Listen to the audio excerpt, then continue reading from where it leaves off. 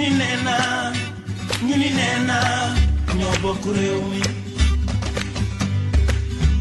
ñu ni nee naa nanu yaatal géew bi ñu ni nee naa ñoo bokk réew mi. asalaamaaleykum téléspectateur Diaspora TV ñoo ngi am mbégte tey di ñëwaat ak yéen ci seen émission immigré ak politique nag tey ñu ngi recevoir Ameth Diop di responsable grand parti fii ci Bergamo ak Ameth Diop dinañ waxtaanee coow li nga xam ne am na ci seen parti bi fan yi ñu génn avant ñuy dugg ci politique bi proprement dit dañuy jox Ameth mu nuyoo balaa ñuy dugg ci waxtaan bi Ameth naka def.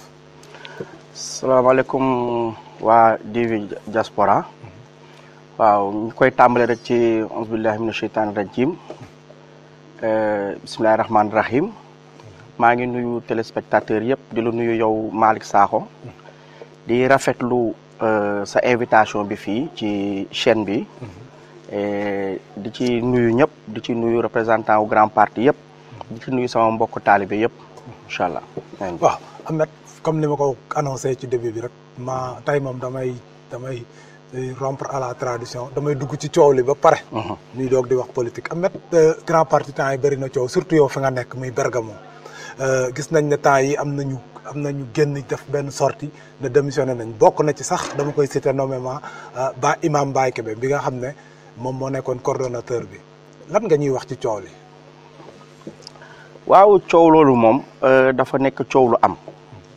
waaw tey nag ñu koy donte dañ koy naqarlu waaye yàlla suñu borom lu mu dogal rek moo am dafa di kay parti politique muy daay rek lu mu mënti doon bu benn nit da di génn sax effet négatif la te lu ñu gënal ndax bu doon suñu sago ñun ñëpp dañuy toog waxtaan bokk mbir mi nekk ci liggéey ba ñu nekkoon waaye nag jaam ak pexeem yàlla ak dogalam ñii yëngatu nag ci mbir moomu man dama yaakaar ne ñi xam grand parti war nañu xam ne mbir mi su ñun sax lañ ko waroon séentoo.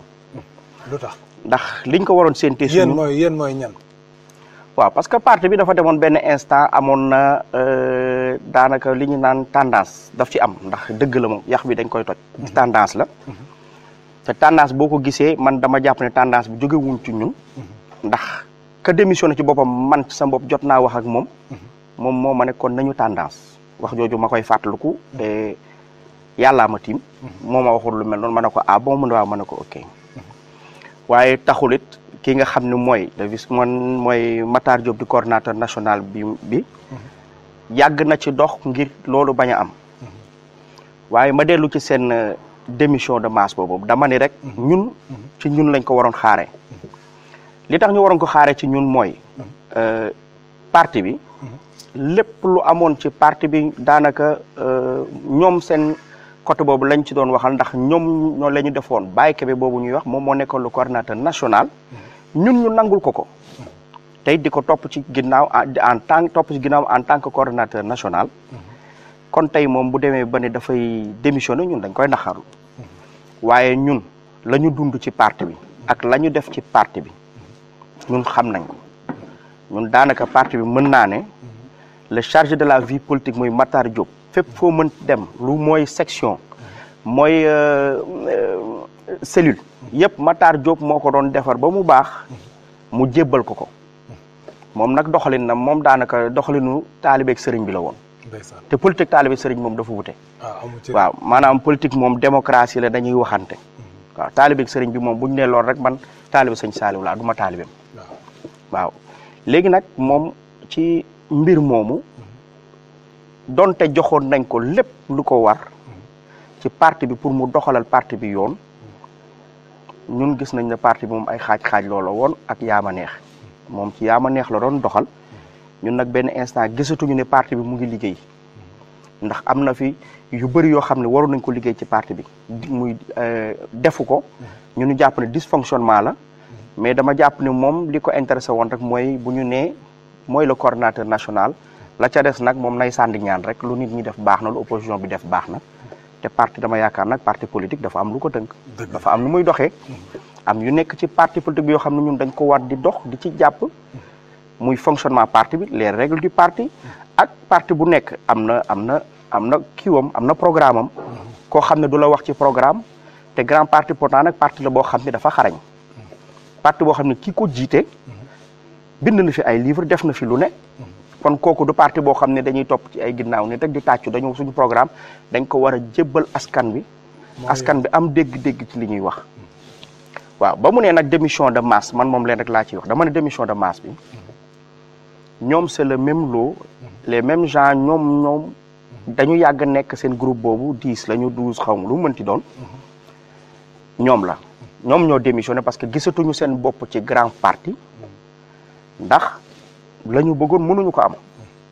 te kenn moo leen ci dugal te li gën a grave tax man ce que je vais souligner mooy que ni après cette démission seen biir foofu am na ñu fa jóg ne ñoom démissionné wuñu ils ont été piégés par Baye Kébé da leen woo ba ci événement bi ba ñu toog ñu def seen déclaration ñu ne ñoom xamuñu woon déclaration bi loolu la kon dama ne loolu yëpp mbirum politique la rek ay mbirum caay-caay politique laa koy woowee waaye ñun moom gënaluñu nag ndax donte benn nit moo génn ci parti du la gënal parti bi.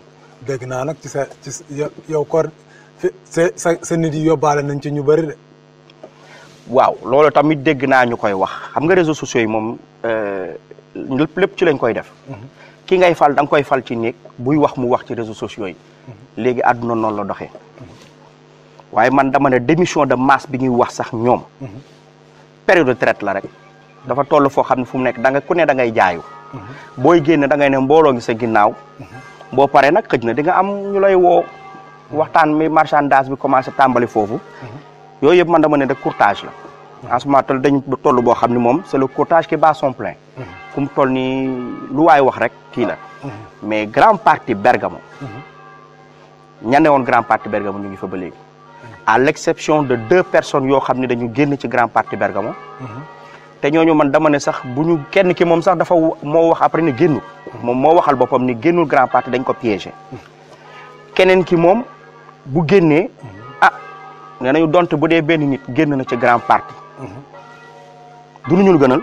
waaye man moom damay naan génnam boobu sax na moo ma gënal. ndax koo xam ne boo nekkee ci parti da nga fay nekk ngir yàq.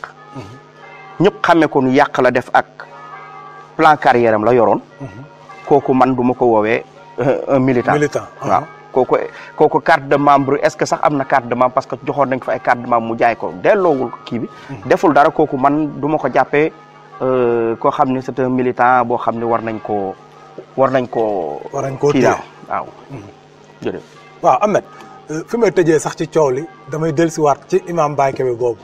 gis nañ ne ñu bëri ñu ngi lay condamné parce que nee nañ yow ak imam Baye Kébé tu es trop virulent lan moo am seen diggante. waaw loolu dama ci sawar a wax ndax xam nga man mosuma toog ci média yi wax ci. moom réseaux sociaux yi moom ak ay lobby yu muy def toujours di wax man du ma koy boole. man ni ma mel noonu laa mel dama dëggu. lu ma xalaat wax la ko. ngir ñu mën ko defaraat. waaye tey dafa di tey nit sénégalais nag xamul ku dóor ku fayu la xam. ndax Baye Kébé moom ci boppam en personne dafa daan toog ànd ak ay militants bu ñu demee ci réunion. wala lu mu mënti doon. mu fexe ci biir groupe am boobu amoon na ci koo xam ne kooku moo nekkoon tooñkat bi moo nekkoon saagakat bi. kooku nag réunion bu ñu ànd. bu ñëwee suñu côté ku ci wax mu jël la saaga la wala mu am nu mu waxee ak yow. te man loolu Malick Sakho man loolu dama la ciy jël yow en témoin parce que am na benn réunion boo fekkee. boo xam ne yéen a ko doon filmer. yéen vous avez vu action bi kooku mëne ci foofu. waaw man bokkoon naa ci ñi la doon téye. waaw ba ci biti na la Ahmed bul topp. ok boobu nag boo seetee boobu xam nga lan la woon c'était la goutte de trop. parce que boobu dañu dem ay réunion. ñuy saaga suñu responsable. te bañ koy saaga bu ñu paree damay woo ki nga xam ne nag te mooy imam nee na mooy woowo te ni imam Baye Kébé lañ koy woowee. su ma ko woowee ne ko Baye Kébé naka ngay àndeek nit muy saaga nit. mu ne ma Ahmed lu ma ci mën. xam nga Ahmed lu ma ci mën loolu du wax. ndax boo xoolee yow keroog ba mbir mi amee. ba waa ji wax ba ma demee nag ba sës dama ko ne kaay te leen rek laa dama ko ne kaay ñu wax mu yuuxu. tàmbali saaga yi yéen ci ngeen ma jàpp te boo seetlee bés boobu réaction kii ñu doon saaga ci boppam. kooku réaction moom mooy daf ko ne yow sama goro nga waxtaan ak moom. kooku ci boppam man moom moo ma yuuxu muy Matar Diop. waaw ne ma arrêté kon moom noppil. waaw kay kon Matar Diop moomu di vice coordinateur chargé de la vie politique ca jamono jooju moom ñamu àndal rek na leneen. ndax ba ma jógee am réaction def action après réaction moom daf ma ne ma réglé te ba ngeen ma ko waxee ca laa noppi. kon loolu tey dama ne seede ngeen ci. dafa yomb nag ba ñu paree ñoom ñëw yóbbu télé Sénégal ne ma dama saaga dama leen def lele te nag benn it affaire dafa am. Baye Kébé nangu ku ko wax dëgg. dem nañu ba taay réunion opposition bi nit ñi wax moom mu xalaatee ne bëgg jël waxam teg ko ne mooy am par force ndax am nañu toujours divergence yooyu jot nañ ko am ak opposition bi. kon dama yaakaar nit ñi nag xëj na nag li ñuy wax rek ku tontu la ñu xam. ku fayu la ñu xam xamuñu ku dóor. waaw te ñoom ñoo doon woo média yi di woote ba Sénégal sax am na ñu doon def lobby naan gone gi dafa nii dafa nale dafa nii xamuñ ma man taaliba sëñ Saaliw laa ci daara sëñ Saaliw laa yaroo am na yoo xam du ma ci dox kon ñoom la ñuy wax ak la ñuy def man dama ne ñooñu du ma leen ci tontu ndax bu ma leen ci tontu sax daanaka dama leen di bësal rek waaye tey dëgg moo mujj ana ñooñu ils sont pas militants de leur conviction ñooñu li ñu doon def gëmuñ ko ndax ba ñu xoolee ba xool te pourtant dinaa souligner benn affaire boo xam ni dafa am mooy ni que ñun parti bi mosuñ jox dërëm yéen ñi waaw ñun suñu côté parti bi mosuñ jox dërëm te mosuñ ko laaj ñun ñooy jël suñu alal di ko ci def kon yéen seen propre moyen ngeen di ñun on part avec nos propres moyens di organiser ay meeting ay réunion ñun carte yi ñu jaay moom jaayu ko ñun ñoo jaay pratiquement. mais waaw yéen dinaa balaa may tëj parenthèse boobu sax bëggoon naa ñu ñëw ci seen parce que yéen gisoon naa ngeen di ventiler ay carte même zone bee ma nekk ngeen di jaay ay carte affaire yooyu xaalisu carte bi ça a servi à quoi. waaw xaalisu carte bi man dinaa ci sawar a wax ndax xaalisu carte bi de ñun liñ ci jaay. bi ci vice coordinateur bi chargé de la vie politique Matar Diop jaay. romb nañ ay millions. romb nay million tey kooku ñun lañ ci jaay buñ ko jaayee ba pare ñun dañ ko jébbaloon ki ñuy wax le coordinateur national mooy imam Baye Kébé moom nag ci carte yooyu bu mu dinaa ko à peu près pour dire bu dee sur 100 cartes 90 cartes yi ñun ñoo ko jaay ndax ñun lañ ko versé moom ca la ne moom sax ca la doon demee ci àll beeg ca la doon politique bu jàng amee sax mu war a dem ca jàng yi en tant que imam sax dafay woo parti bi ne parti bi dafay dem au nom du grand parti ñu jox ko ci xaalis boobu ba di ko yóndee sax xaalis mu ciy dolli ñun nag parti ñun dañu jaay jébbal koy carte yi di organiser suñu ay meeting ba ñu organiser gaa ko joxuñu dërëm te laajuñ ko te loolooy politique ndax réew mee ñu ñor tey ku réew mi ñor da ngay jógal sa bopp di liggéeyal sa bopp di defal sa bopp di jël di sotti ci parti bi waaye doo ñun ñëpp bu juróom-ñeenti ndool kuy bëgg a yëkkati juróom-ñeenti ndool di nga leen fukkeel Malick Gakou mënul jox ñëpp dëgg la Ahmed looy tëjee ci parce que bëgg naa ñu tëj parenthèse coow bi loo ciy tëjee balaa may dugg ci politique purement waaw li ma koy tëjee rek mooy àdduna mu solo muy politique di daayira lépp lu mu mënti am xiiroo dina am ŋaayoo dina am ndax di nga dem sax si milieu incompatibilité d'humeur dina am dëgg la ku nekk ay jafe-jafam ak ay problème mu këram bu weesoo loolu mën nañu am contradiction ci ay wax ci ay jëfin ay mode de fonctionnement loolu yëpp ça ne veut pas dire que ni bu ñu génnee nous devons être des ennemis dëgg la waaw ennemis waruñ ko doon loolu daal laay wax ni après tout Sénégal benn la kenn du ko xarñaar loolu nga wax dëgg la sa biir famille sax da ngay bokk ak nit ndey ak baay doo leen ngeen am ay divergence d'idées wala ay opinion mais du tax ngeen bëgg a nekk ay ennemis donc et puis sax ci waxtaan te dans la confrontation que jaillit la lumière gis naa ni war nañ gën a toog di waxtaan te bañ di jël ay décisions à la hâte noonu waaw Ahmed ñoo ngi lay gërëm ci leeral yi nga indi noonu ci kii bi je tenais à ce que ñu leeral problème Bergamo bi d'abord parce que foofu nga jógee balaa ñu dugg ci politique Ahmed yéen ñi des ci grand parti nan ngeen di taxawee ci parrainage bi waaw parrainage bi nag man dinaa ne ñu ngi ci waaye it ñun benn instant ñun on était en rade maanaam dañ ñu bàyyi woon ginnaaw ndax ki nga xam ne mooy coordonnateur national bi ñun dañu ne moon benn instant dañu gis ni ñun tiraillement boobu am ça dérange léegi nag ñu bàyyi ko moom mu fonctionner. muy doxal lu ñu invité ñu ñëw lu ñu invité wul ñu toog. mais ñun on faisait un travail en dessous boo xam ni pour maintenir la masse. pour tam au moins bés bu ñu xëyee bés nañu on travaille ñu fekk ñun on est prêt. ñun parrainage bi nag. boolewuñ ñu ci woon. ndax moom moo yoroon lépp ci parti moom la parti bi doon waxal di def lépp. waaye tey moom anamu dem na. waaye na mu demee taxul ñun tey jóg nañ. bu ñu jógee.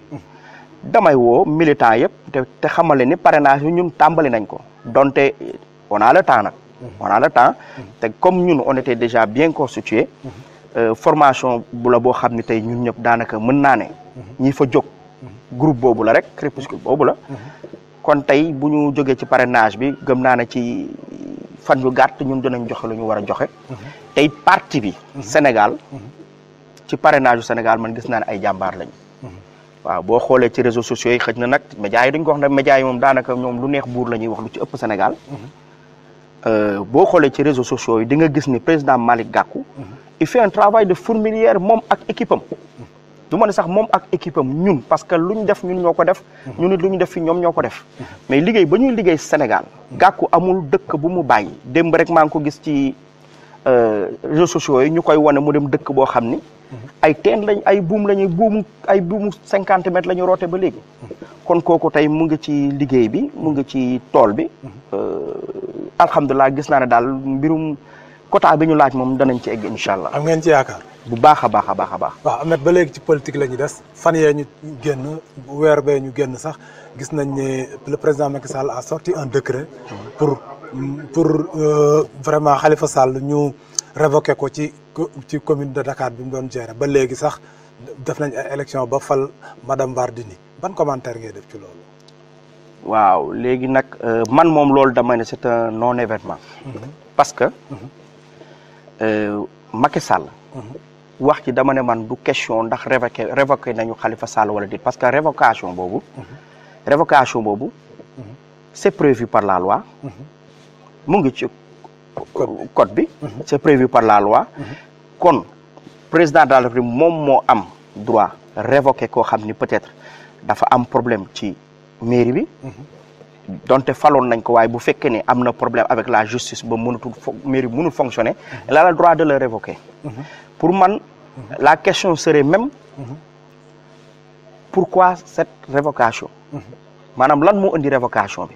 te dama yaakaar ne loolu mooy xam nga lan. mooy lan moo tëj Khalifa Sall. te su may wax ci loolu dama ne. Macky Sall. dama yaakaar ni moom dafa jàpp ni mooy buum ak mooy buum. ndax loolu yëpp man je trouve ça politique parce que tey. di ñu tëjee Khalifa Sall. Sénégalais yëpp xam nañ ko c'est politique. woo nañ ko pour mu ñëw jàpp ci Benno Bokk Yaakaar. àndu ci.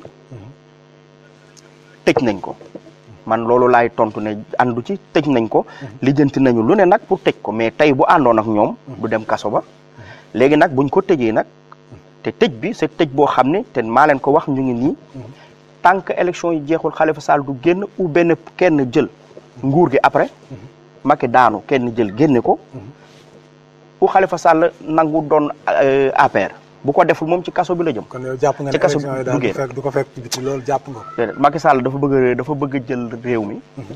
ku mel ni Khalifa Sall du ko arrangé ci biti da koy tëj. doole lay jaay. man loolu laa jàpp ni daal daanaka. mbir mi daal c'est politique c'est un prisonnier politique man je dis que Khalifa Sall c'est un prisonnier politique. waaw Ahmed ñoo ngi lay gërëm ci analyse boobu ci seen parti la ñuy des sax ba léegi. Ahmed ñu bëri jàpp nañ ne instant yi ñu toll nii Malick Gakou engouement bi ko bi mu amoon amatu ko. popularité dafa nekk sax bu ma ko mënee tuddee noonu en baisse de popularité gars yi gëmatuñ ko noonu lan ngay tontu ñooñu. xam nga Sénégal. ñun on est comme ça noonu la ñu mel. ñun émotion la rek. Sénégal dafa am kuy buzz. am ku fi nekk temps yi ak ku fi nekkul. ana Idriss Seck xam nga nee nañu daanaka dafa mel ni fan yi boo déggee Sénégal lu ñuy wax Sonko rek la. waaye dama ne Macky Gakou mu ngi Sénégal population sénégalaise bi xam nañ ko mu ngi liggéey di yëngu ci social te ma delluwaat il fait un travail de fourmilière boo xam ne mu ngi dugg ci région yëpp di xool problème mu sénégalais yëpp ñi ko bëgg a dégg nag dañ koy dégg on est en politique man su ma bëggee ne leader bi doxul rek dama koy fexe gis nit li nga bëgg a gis rek ngay gis mais tey Malick Gakou li muy liggéey ci Sénégal ak li muy œuvre ci social li muy dox ci Sénégal social néew ju doole ji xam nañ ko ñi nekk ci terrain politique bi gis nañu ay action Malick Gakou ku dugg ci réseaux sociaux yi parce que léegi réseaux sociaux yi dañuy wax waaw ñoom ñooy télé yi waaw léegi ñoom ñooy télé yi léegi télé yi moom yaa ma neex lu ci ëpp la mais réseaux sociaux yi ñoom ñoo ngi wax tey RTS boo fa demee li leer ba doo fa gis Malick Gakou waaye tey boo duggee ci réseaux sociaux di nga gis Malick Gakou ba ci ginnaaw ay njote sax Kaffrine nag fu ne di nga fa gis Malick Gakou kon dama ne mu ngi liggéey te mu ngi liggéeyal Sénégal ndax ku dem bay génn ay livre tey la ñuy toog rek naan livre diw Malick Gakou mémorandum baa ngi fi livre suqari Sénégal baa ngi fi passe baa ngi fi ki nga xam ne mu ngi xool ay programme politique pour loo xool luy jëmale Sénégal kanam kooku dama ne buñ ko fàtte te Malick Gakou il est de la banlieue kooku dama ne ci néew ju doole ji la jógee woon banlieue bi léegi moomatu ko de bu dee moomoon na ko tam léegi moom def ci kaw loolu sax dinaa la ci caba xalaat beneen question waaw parce que yaa tudd banlieue bi waaw barki dem rek dama ko seetaan Sen TV mu ne man kese mënuma gagné bu Guédiawaye est-ce que c'est pas un aveu d'impuissance bu toogee ba ne man kese mu ne à moi seul je ne peux moom je reprends ces termes daf ne à moi seul je ne peux pas gagner Guédiawaye donc est-ce que c'est pas un aveu d'impuissance waaw man dama ne gis nga loolu tey il faut que nit ñi tam ñu leen di clarifier wax boobu parce que dama ne je ne suis pas ce n'est pas un aveu d'impuissance Malick Gakou il a raison moom kese mënu gagner Guédiawaye jamono ji ñu toll mbër kenn du bëre yow dong booy bëre dafa am ay cumbukaay am loo àndal benn bokk yaakaar du Macky Sall rek dëgg la am na yeneen parti yu ci nekk PS a ngi ci biir ñeneen nekk ñeneen parti yooyu yëpp en plus nag le parti au pouvoir ki nga xam ne mooy buuma koy buumi kooku mooy naan alkaati yi taxawee leen ni defe leen ni moo yor appareil bi kooku tey bu jógee tey ne lii laa bëgg ci Sénégal bu opposition bi gëmmee ci njuut njaac sax mën na ko am kon Malick Gakou tey dinaa la wax benn affaire mooy que ni Macky Sall man je sais que avec son frère Aliou Sall ils en font un défi parce que dañuy défier koo xam ni c'est un leader une force Sénégal le grand parti du parti bu ndaw te ñoom ils avaient besoin de gagner Guédiawaye Gakou nag ci coalition bi mu nekkoon ñun la woon ak yeneen parti politique yi ci nekk man damay wax boo xam ni peut-être sax nañ ne dafa xaw a yéem ndax xam nga politique moom da ngay naan kii nga àndal wala ki nga xam ne yéen ngi dem élection xamal nooy waxee ci moom ndax pour rafetal waaye man dama ne y avait un problème mooy que ni à un moment donné le PDS s'est retiré waaw PDS bi mu génnee Malick Gakou rek avec les autres partis je ne minimise pas les autres partis yi nekkoon ci biir coalition bi représentativité waaw mais ñun rek mënuñu woon daaneel ki nga xam ne moo yor machine bi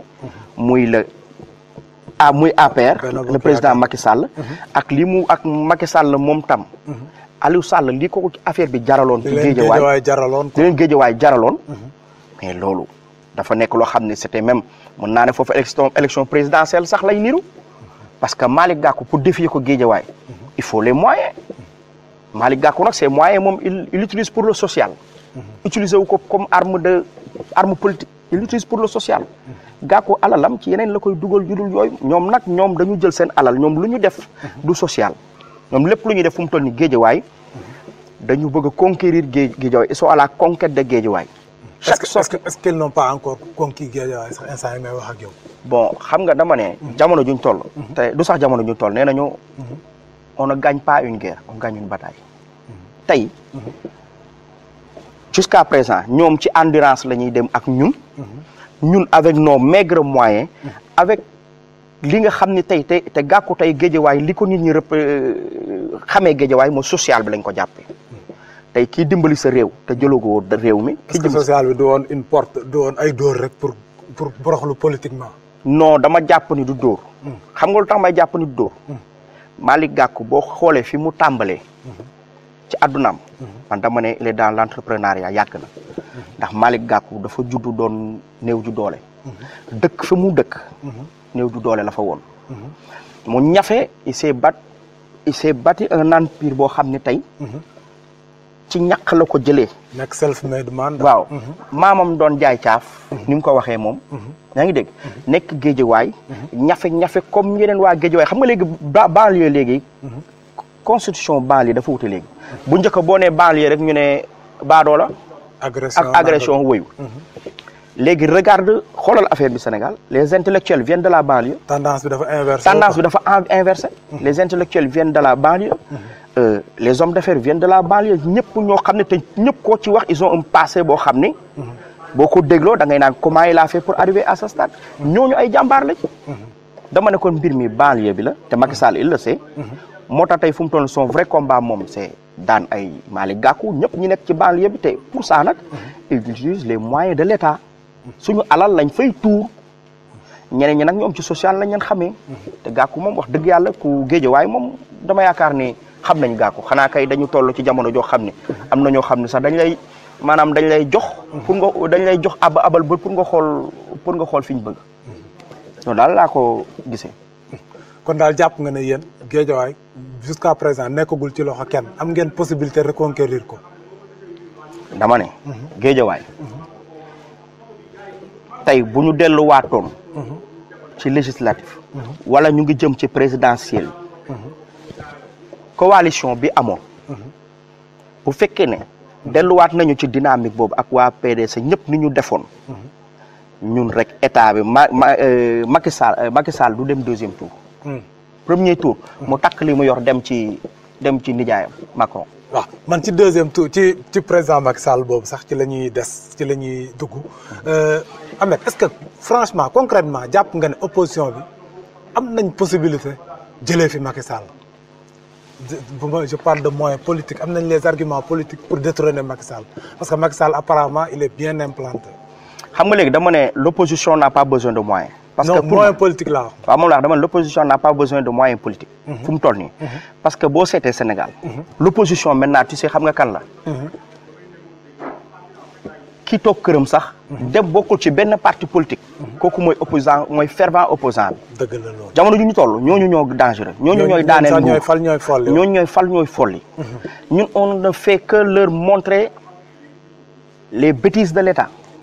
fépp nguur juum ñun loolu la ñuy def démasquer ko won leen ko fépp ñu mën a dëngal parce que parti politique daf fi baax opposition daf fi baax fu nar a état nar a dëngal ñun ñu génne ko wone ko waaw contre pouvoir la waaw kon gis naa ne tey man Macky Sall man compté wu ma sax ci maanaam parti politique yi kii yooyu pour daaneel ko parti politique yi li ñu def mooy ñun on démontre que l'incapacité de Macky Sall est-ce que comprendre nga ak lapidation wu dëkk bi ñun loolu la ñuy wone ni mu piller dëkk bi ni mu koy livrer occidentaux yi loolu la ñuy wone te loolu dama ne loolu yokk xar mi karaw la rek waaye Macky Sall mu ngi ci mbirum toj-tojam te gis naa ne ñun nag opposition bi bu ñu booloo doon benn xàccandoo tegandoo Macky Sall waxuma premier tour waaye balaa ñuy joxe résultat premier résultat yi Macky Sall dina takk li mu yor loolu daal laa jàpp ni moom. loolu nga jàpp yow. waaw Ahmed dañuy des ba léegi ci politique mais ñu dellusiwaat ci diaspora bi Ahmed fii ci diaspora bi gis nañ ni la droite italienne a accédé au pouvoir te droite italienne bi gis nañ ne comme ni ma koy waxee rek gis nañ ne ñoom la droite n'est pas du tout tendre à l'immigration aux immigrés que nous sommes yow ban lecture nga def ci situation actuelle bi. waaw xam nga man lecture bi ma ci def mooy. Europe. bu ñu respecté wul ñun la diaspora bi bu ñu amee problème man dama ne lépp ñun la mais li may wax rek ci Italie lu toll ni Italie tey dama ne bu fekkee ne le ministre de l'intérieur vient de la Ligue Nord muy Lega Nord muy parti raciste kooku ñun waruñu on doit pas s'attendre à une paix ou à une reconnaissance waaw parce que tey boo xoolee montée de violence bi am na ñu ngi rey sénégalais ak étranger bu mu mënta doon ñu ngi leen di rendi léegi ñu ngi génn ay lois yoo xam ni ci mbirum këyit ak ci mbirum nationalité lépp pour bloquer les étrangers tey ñun bu ñu nekkoon tey ay étrangers tey la ñu gën a nekk étranger mais ñoom bu ñu ñëwee suñu dëkk ñoom ay expatriés lañu kon loolu ñun ba léegi ñoom selon ñoom yat yu ñuy dóor ñun buñ tànk fayewuñu dama jàpp ne ñoom dinañ continuer ci dynamique ba parce que ñu am benn genre réciprocité. voilà réciprocité parce que xam nga man dama naan wax naan nañu def ay loi sur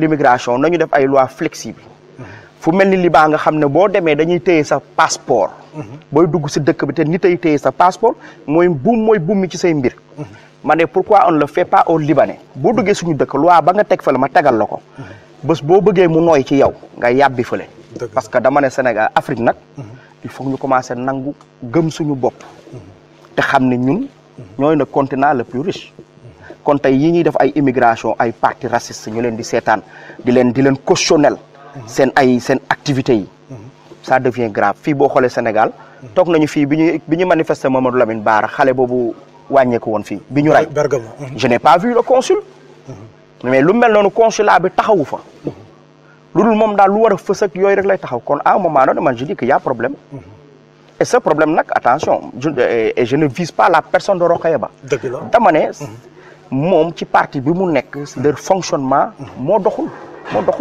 et sur le plan d'immigration nag il faudra que tam te Malick Gakou mu ngi ciy liggéey parce que moom xam na diaspora il a fait l'immigration et c'est dommage parce que bu ma ko waxee xëj na nit dina ma ne Rokhaya Ba immigré la dama ne mais moom dafa nekk ci parti boo xam ne immigré wul parti bi dañ ci waaw Macky Sall moom fi mu toll dafa jàng woon rek waaye immigré wu moom li ñuy dund moom dund ko kon moom li muy gis ci mbir mi ñun duñ ko gisee noonu waaw ñun en tant que immigré lan lañ war a comporter woo face à cette hostilité là de la droite alors man je vois que pour respecter ce truc là man dama ne pour nous faire respecter dañuy njëkk respecter loi wu dëkk bi parce que ñun tam Sénégal étranger yi quelquefois ñun dañuy tooñ dëgg la parce que nga nekk ci biir dëkk je ne te dis pas que ngay nangu ñu lay apprivoiser parce que yenn instant yi nag apprivoiser lay niiru maanaam ku yor sa mala naan ko defal mais dañu fexe ñun respecter suñu bopp suñuy comportement suñuy jëfin ma joxe rek benn exemple boo ñëwee ci dëkku jàmbur dëkk bi nee nañu nanguwuñu mbirum ay marchand ambulant yooyu mais pourquoi ñun duñu nekk en communauté ñu xool nu ñuy def ba éradiquer loolu parce que marchand ambulant nanguwuñ ko fi ñu formaliser li ñuy def tey boo toogee nga gis ñuy dóor ba policiers yi jàpp benn Sénégalais ba di ko dóor yow nga ñëw lan la ñu ne dañ ko jàppoon muy jaay léegi on va l'amener à la police nga résister mais est-ce que Sénégal am nga droit résister avec la police amoo droit bi man tey bu ma demoon Sénégal lu ma mënti wax ci Macky Sall buñ ma jàppoon tey ne dañ may tëj du ma xeex ak alkaati dama leen di jox sama loxo ñu takk dem ñu yem ci yoon bu dee la justice nag à deux vitesses kooku moom yàllaa ko def waaw ndax sëñ Touba ngi fi woon waaw lu ne tubaab bi def na ko waaw Ahmed ba léegi ci politique la ñuy des d'ailleurs te dañuy desaat ci diaspora bi ba léegi semaine yi ñu génn gis nañ ne opposition bi ñu ngi doon dem ci buntu consulat bi di manifester pour jot seen ay documents seen carte d'identité ñu gis ne dafa am un rapport de force entre yéen politiciens yi de l'opposition ak le chef de poste du consulat en l'occurrence le consul général mais quel est lan mooy problème bi au fond pour yow lan moo tax vraiment gars yi mënuñu déggoo consul te mu jógee ci ñun vraiment on n'arrive pas à parler le même langage quel est le problème waaw loolu li ma ci wax rek mooy que ni consul bi muy Rokhaya Ba Touré man dama jàpp ni moom ci parti au pouvoir la nekk moom kii lay jox sa gagne-pain kooku lim la wax moom ngay def moom dafay servir le Sénégal dafay nekk pour liggéeyal Sénégal waaye li muy liggéeyal Sénégal dafa nekk ci benn parti politique moom il faut mu défendre parti politique bi moom elle est mal placée pour wax dëgg état bi wax dëgg ku ko fi wax xam nga ne fa poste ba nga nekk di nga fa jóg ci nguuru Macky Sall bi doo fa yàgg est-ce que réew mi warul la jaral sa poste aussi waaw xam nga ku nekk il faut être militant de sa conviction xam nga nit ku nekk àdduna li ñuy wax rek man damay naan léeg-léeg man dëgg ma yàq man nangu naa ñàkk ci dëgg waaw am na nag ñu nanguwul ñàkk ci dëgg ñoo xam ne tey bu ñu xalaatee ni sa Macky na leen génne ci poste boobu dañuy tiit kon ñooñu dañuy doxal li nguur bëgg léegi boo gisee manifestation yooyu man dama ne manifestation yooyu c'est légitime parce que nag on a déployé 52 milliards pour carte d'identité yooyu buñ ko defee ba pare après on a un dysfonctionnement boo xam ne da ngay ñëw fii Italie et législative yi ñun gis nañu ay suñu militants yoo xam ne ñoom ñu wóole ne Bergamo la ñu nekk ñu leen demal voté ci à des milliers de kilomètres nga nekk Bergamo ñu leen demal voté ji ci sud ba ñun yóbbu ay baari xam nga loolu tappale la tey boo gisee carte d'identité yi ay militants yu bëri yoo xam ne dañ fiy nekk soxla jotuñu seen carte d'identité carte d'identité mooy passeport boo ko jotul sa passeport mooy loolu waaw te boo jotul sa passeport doo mën a renouveler sa këyit boo mu jotul sa këyit doo mën a dem Sénégal léeg-léeg sax nga ñàkk sa këyit mais je demande Rokhaya en tant que moom en tant que consul est-ce que warul def autocritique quelque part si boppam te xam ni bien que je représente l'État mais à un moment donné nag il faut savoir raison garder nga xam ne nag yow tu as été immigré tu n'as même pas été tu es immigré boo nekkee immigré kon war nga mën a xam ni carte d'identité bi ngay bloqué ak bien que man je l'accuse pas personnellement du Rokhaya Ba mooy bloqué carte yi mais nguuram la ñuy def c'est fait exprès déggoon nañ fi Aly Ngouille Ndiaye ay waxam barki bi fii la ñoom carte yi kay dañuy naan kii ko war a jot mooy kii votel Macky Sall kii dul votel Macky Sall nag sa carte moom boo ko jotee tey dinañ la ci bindal ci ginnaaw ne peut pas voter comment on peut déployer 52 milliards l'argent de l'État nga may jox carte d'identité boobu xam ne tu me dis que je ne peux pas participer aux élections mënuma décider ci réew mi à un moment donné da nga ma génne ci kiiwu réew mi da nga ma génne ci dëkk bi doonatuma sénégalais pour yow solution pour que vraiment tension yi am fii fan yi calmé wu lan la parce que ñu bëri maa ngi saluer de passage Baye Diouf mi ngi ciy dox Mamadou Tall aussi m'a appelé pour parce que vraiment ñu bëri ñu ngi ne lii ça n'honore pas suñ image yu dëkk parce que chaque jour coow bu amee rek ci suñ consulat lay am pour yow lan mooy solution bi pour que opposition bi ak la personne morale ñu wala l'institution trouver benn terrain d'entente lan mooy solution. waaw xam nga dama ne chacun joue son rôle. man loolu laa jàpp en ce moment chacun joue son rôle. mën nañu ne ñaaw na ci ñun ñaaw na ci waaye dara gënul ñaaw ñu exclure la ci élection. ne la sa dëkk nga bokk waaye doo voter. y a pas plus vilain que ça. kon ñaaw bi esthétique bi la ñuy bàyyi. maanaam ne li mbirum esthétique bi maanaam mbirum fës mi la ñuy bàyyi.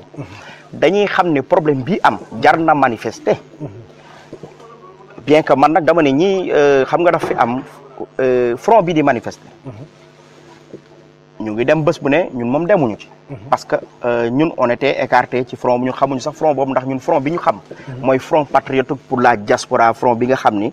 moo fi yàgg a nekk moo xeex législatif yi. moo fi xeexoon présidentiel. ci front boobu lañ nekk ba léegi front boobu man boobu laa jàpp ni mooy front patriotique pour la diaspora moom laa jàpp ni mooy front wu opposition bi. bële nag c'est de bonne guerre. mën naa ne peut-être ña ca nekk dañu nekkoon peut-être ci précipitation man noonu laa koy gisee. ci précipitation ak je sais pas na ma yàlla baal positionnement mais du ma accuser kenn. mais ñooñu ci dynamique boobu ñu nekkoon. man je trouve que ñoom dañu dem en précipitation. kon loolu tey ñooñu xëj na tey war nañu mën a revoir mode de fonctionnement. peut-être boolewaat opposition bi bien que ñun on est avec eux ci man je cautionne. les manifestations li ñuy def je cautionne léegi nag dañu war a gën a boole suñu doole gën a unir ñëw ñëpp ci front patriotique pour la diaspora ñu def le même combat parce que tey li ñuy wax naan ñu ay day yàq suñu image de marque y a pas plus destructif que nga ñëw nekk sa biir dëkk ñu la doo voter tey yi ñuy wax ni yëpp ok d'accord mais Sénégal Khalifa Sall bi ñu tëj nag c'est plus grave dëgg la Khalifa Sall moo gën a grave taxaw ci consulat bi benn chaque jeudi ou un vendredi. alors je trouve que yii nii je trouve que c'est un faux débat. nit ñi dañu bëgg a canaliser. ci benn mbik wala étiqueter ñu lenn. mais ça ne passera pas balaa nga ma étiqueter man dama ne naan jox ma sama carte d'identité ba pare. boo ma jox sama carte d'identité après nga xool rek dinaa ñëwaat ci consulat bi nañ def li yoon ba xam waxuma lii waaye li askan wi bëgg. lii yoon nañ ko def ba xam ndax dinañ gis kenn ci consulat bi. dëgg la parce que je crois que nit ñi duñ le fait que ñu bàyyi seen liggéey tous les jeudis di ñëw foofu gënalu leen parce que tu perds une journée de travail mën nga ci am sax problème. mais bu la ko réew mi jaralee jaral na la donc je crois que il est bon que autorités yi xam def li leen war opposition bi def li leen war coow li jeex ñu continuer nekk ci leneen parce que mënuñu continuer vraiment même policiers yi buñ gisee nit ñi di manifester wu pour carte d'identité day bizarre ci ñoom parce que carte d'identité fii question de benn fan la fii. donc buñ gisee ay nit ñi ngi xeex pour jot seen document dañ naan mais carte d'identité bi lan moo nekk derrière nga expliquer leen man ñaari manifestation yëpp yàlla def na c'est moi qui maa lay ko doon couvrir mais ak policiers yi dañ lay woo ne la quel est le problème nga expliquer dañ lay du mën a dugg seen bopp parce que dañ naan lii à la limite du yëfu nit parce que mun a carte d'identité mu warul mën a indi coow ci dëkk donc vraiment je crois que bu ñuy wax sax muy honoré suñ dëkk mu bañ ko honoré côté boobu lañ ko waxee autorités yi ñoo war a xool li ñu war a ñoo war a delloo si seen xel xam ne affaire bi bras de fer bi ñuy def entre ñoom ak opposition bi c'est le sénégalais lambda qui moo ciy am problème parce que keroog am na ay nit yoo xam ne waroon nañ ñëw renouveler jël seen passeport mënuñu ko jël parce que les portes étaient bloquées parce qu'il y avait un dispositif impressionnant ci ay forces de l'ordre donc je crois que war nañ mën a xoolaat ñun nan la ñuy doxalee jéem a juboo bu dara jotee ñu ki war a woote ñi war a wuyu ñu toog waxtaan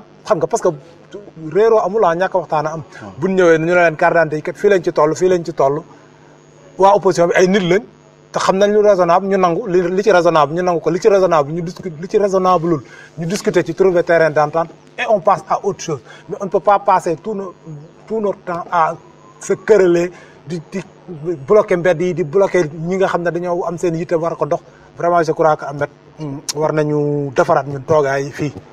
waaw man loolu lu ma ci wax mooy xam nga tey. en ce moment nag dañu toll ci boo xam ne c'est une question de timing. dëgg la. timing lañ toll.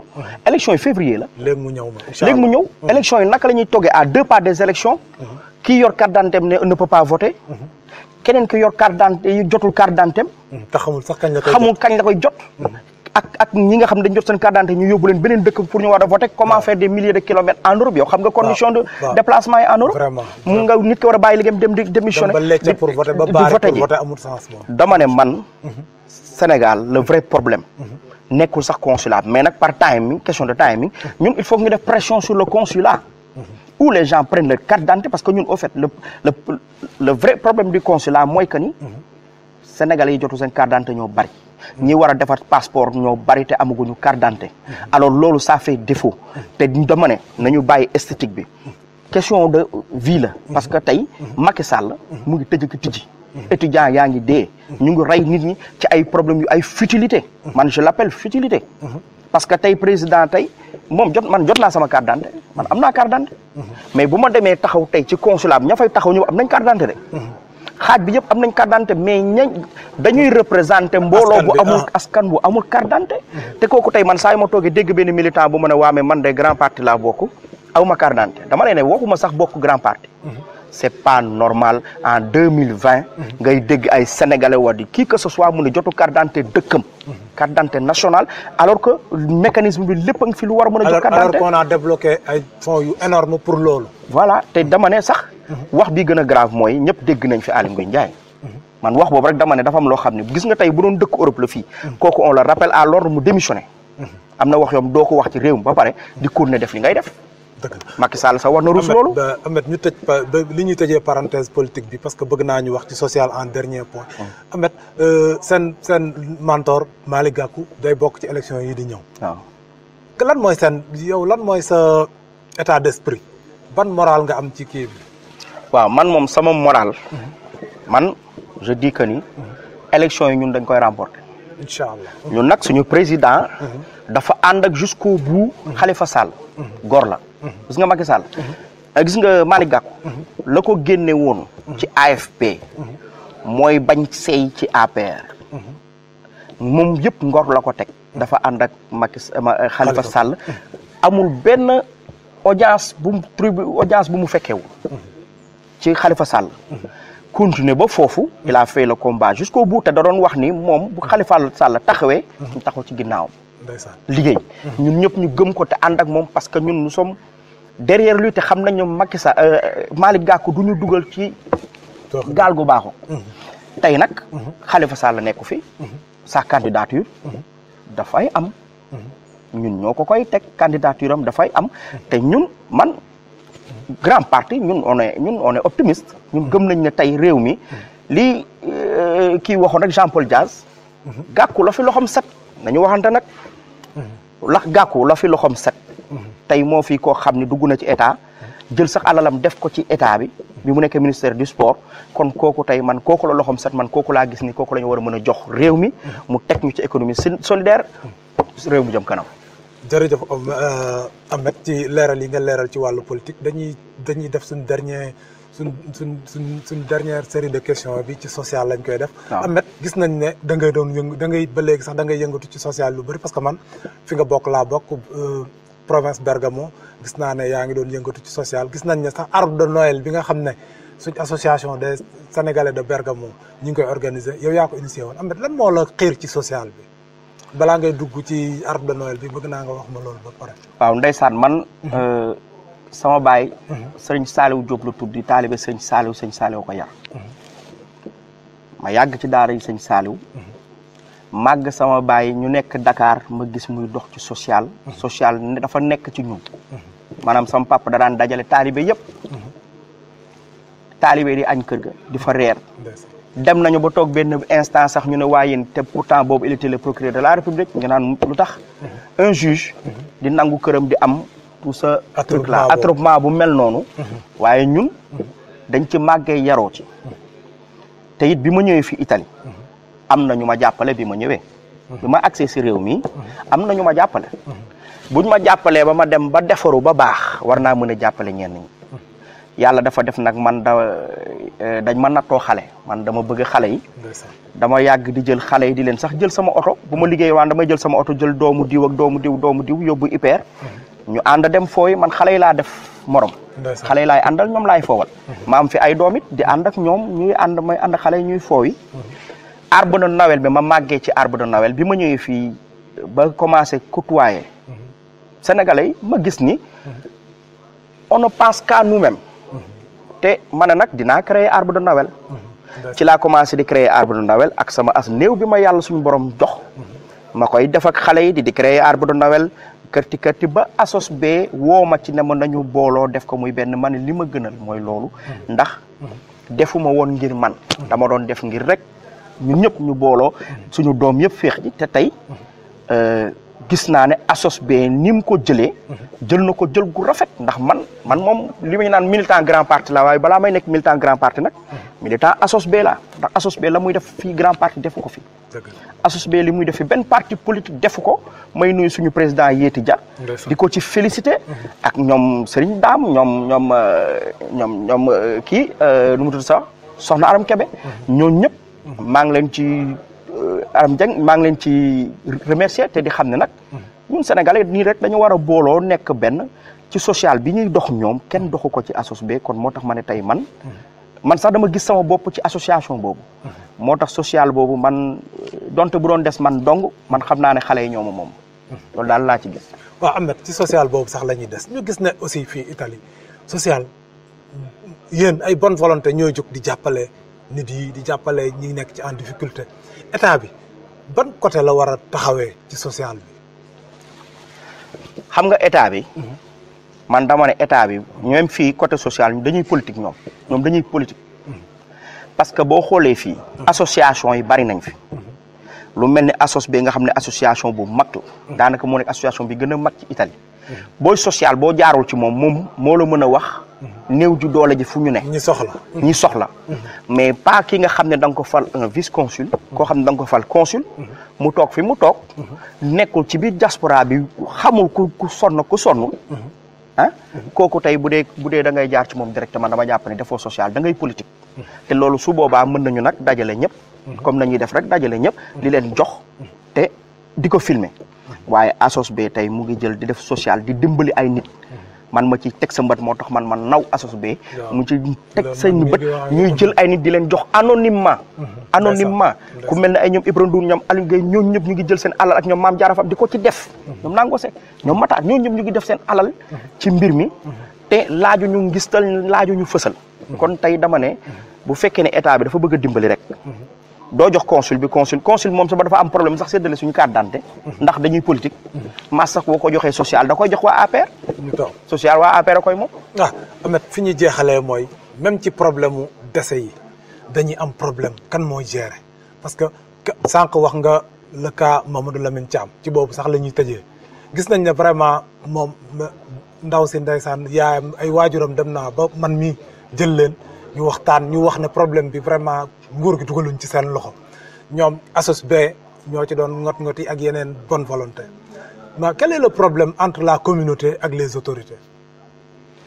Alors quand les autorités prive la politique maanaam bu ñu jiitalee politique ñoom dara du avancé parce que à un moment donné man dama ne Rokhaya Ba mooy vice consul lu ma ko xaaxat ci politique bu ko kenn laale nag ma yëg ko ndax sénégalaise la dëgg la tey bu tubaab yi jógoon ci kaw ma yëg ko ndax sénégalaise te boobaa damay dal ci ñoom ndax tey solidarité à un moment donné sax day xaw ni communautarisme mais man woo communautarisme parce que dañu toll foo xam ni comme Italie ñoom noonu la ñuy doxale ñun tam à un moment donné tak sentiment nationaliste bi voilà am na noo xam ne tak ñun tam dañu war a am fu ñu tranché kon tey dama jàpp ni tey yooyu di am yëpp Malick Sakho yow gis naa sa interview ba nga demee mais dafa daw yaram yow boo tey boo jógee nga jël avec tes moyens nga dem foofu interviewé kooku c'est parce que bëgg nga quelque chose en retour bëgg nga lu baax bëgg nga réplique de l'État bëgg nga réplique ñu dimbali ko jàppale ko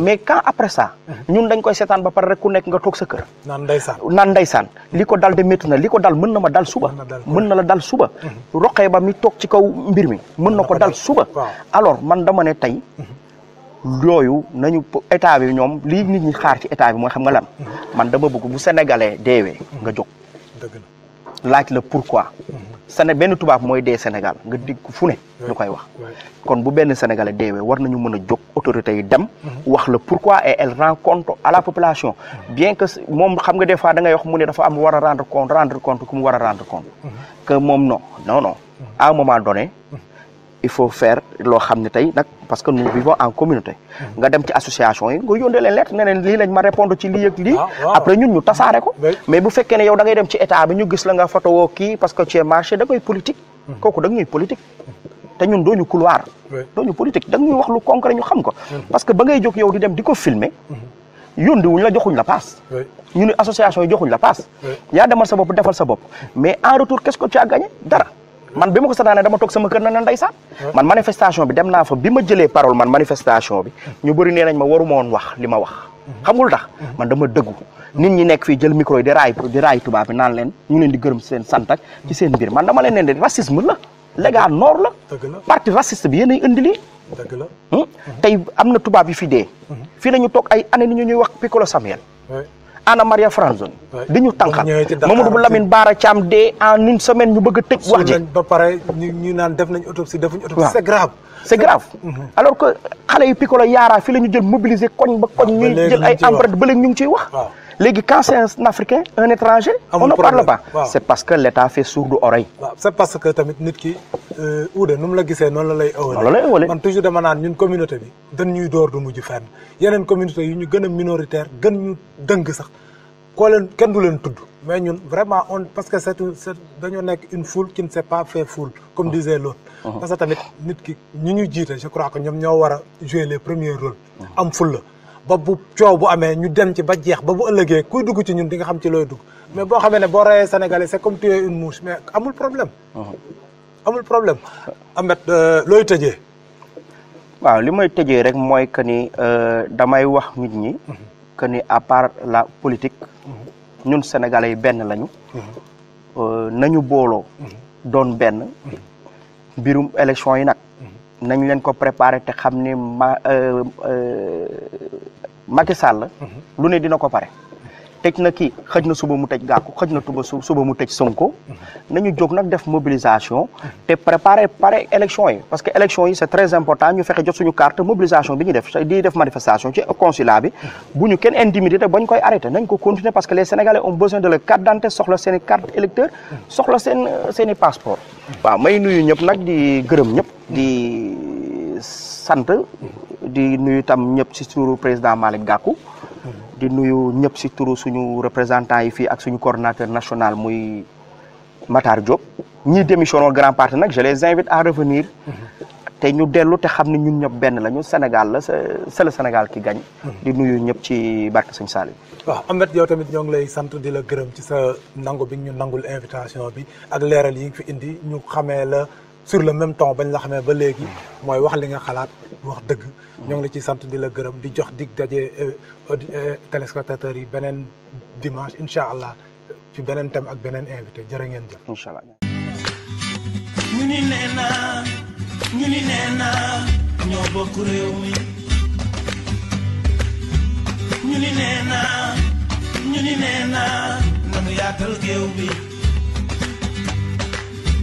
ñu ni nee naa ñu ni nee naa ñoo bokk réew mi